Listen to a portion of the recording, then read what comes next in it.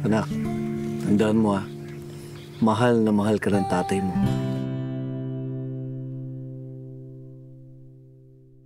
Ano na kaya ang itay? Wala nabanggit about sa father mo.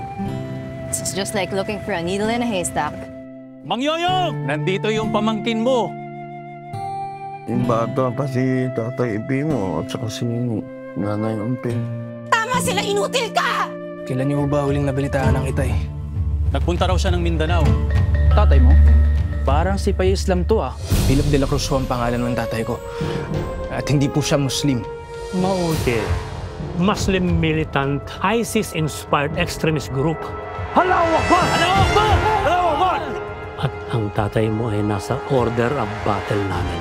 Nakuha ko ni Fayez. Siya si Farah, anak ni Farida, pangalawang asawa ni Fayez. Pumayag lang ako na kumuha siya ng pangalawang asawa kung pantay ang trato at pantay ang oras. Kasama ko si Farah sa paghahanap.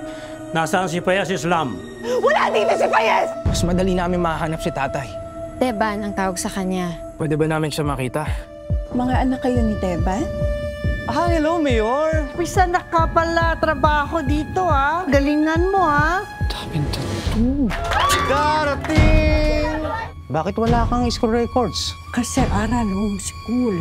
Mga Chinese! Chinese, galing kay Mayor, magtrabaho dito. And more! You're vulnerable. 3 taong ko nagawa ito. May sita ba sa akin? Mali ito. Illegal ito. Much more than this. Kung Pilipino ka talaga, anong sagot ni Charlene Gonzalez nung tinanong siya ng kung ilan ang isla meron ng Pilipinas? Bigay ni Mayora! Gusto mo malaman kung ako Pilipino? Andali. Ito tabo. Ako gamit tabo. Gusto ko lang makita ang tatay ko. Huwag ka nang babalik dito, O, di ba mataw mo? Hoy, sabay ka na kayo! Paano kita ulit dito? Papatayin kita! Tatay mo bayani. Mainti ng ulo. Parang dilubyo. Tay! Maghintay kayo. Dahil makikita niyo kung sino ako.